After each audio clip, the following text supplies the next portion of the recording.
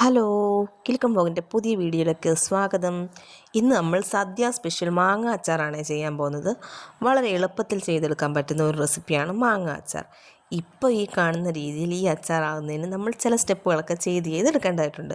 എന്താണെന്ന് നമുക്ക് നോക്കാം. ആദ്യമായി നമ്മൾ മാങ്ങ അരിഞ്ഞ് ചെറിയ കഷ്ണങ്ങളാക്കി കുനുകുനാന്നരിയണം. അതിലേക്ക് ഞാൻ ഇട്ടത് കടുകിൻ്റെ പൊളപ്പാണ്, അല്ലെങ്കിൽ കടുക് ചതച്ചിടാം കേട്ടോ. പിന്നീട് അതിലേക്ക് ആവശ്യത്തിനുള്ള ഉപ്പും മഞ്ഞൾപ്പൊടിയൊക്കെ ചേർത്തൊന്ന് നന്നായിട്ട് ഞെരടി പുരട്ടി ഒരു 2-3 മണിക്കൂർ നമ്മൾ റെസ്റ്റ് ചെയ്യാൻ വെക്കണം. അതിനുശേഷം നമ്മൾ അച്ചാറിടാവും. അപ്പോഴാണ് ആ മാങ്ങയ്ക്ക് ഉപ്പും പുളിയൊക്കെ നല്ല രീതിയിൽ ഇറങ്ങി വരുന്നത്.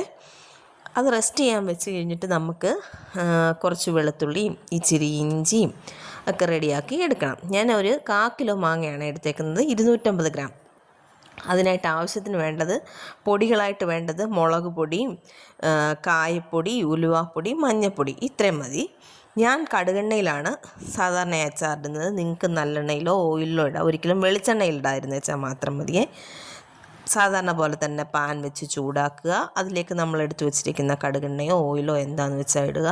അതിലേക്ക് കടുകിട്ട് പൊട്ടിയ ശേഷം ഇഞ്ചിയും വെളുത്തുള്ളിയും അതിലോട്ടിട്ട് ഒന്ന് ചെറുതായിട്ടൊന്ന് പച്ചമണം മാറുമ്പോഴത്തേക്ക് വേണം മറ്റുള്ള നമ്മുടെ വറ്റൽമുളകും കറിവേപ്പിലയും ഇട്ട് കൊടുക്കാനായിട്ട്.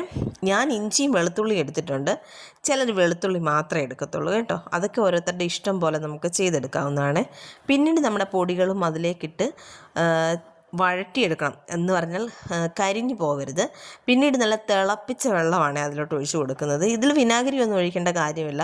നമ്മൾ സദ്യക്കെന്ന് പറഞ്ഞാൽ പെട്ടെന്ന് ഉപയോഗിക്കാനായിട്ടുള്ള. പിന്നീട് നമ്മൾ ആ ഗ്രേവിക്ക് വേണ്ട ഉപ്പും അതിലേക്ക് ചേർത്ത് കൊടുക്കുന്നു. നമ്മുടെ മാങ്ങായി ഇട്ടിളക്കുന്നു. ഈ സമയം നമ്മൾ ഗ്യാസിൻ്റെ ഫ്ലെയിം അങ്ങ് ഓഫ് ചെയ്യുന്നതാണ് നല്ലത്. കാരണം അല്ലെങ്കിൽ മാങ്ങ വെന്ത് പോകും.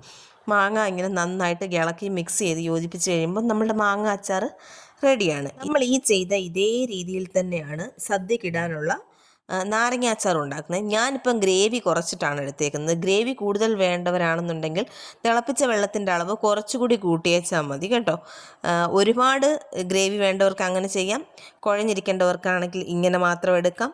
അപ്പോൾ ഈ ചെറിയ വീഡിയോ ഇഷ്ടമായെങ്കിൽ ലൈക്ക് ചെയ്യാനും ഷെയർ ചെയ്യാനും സബ്സ്ക്രൈബ് ചെയ്യാനും മറന്നു പോകരുത്. ഈ ഓണം കിലുക്കത്തോടൊപ്പം. Okay, bye by.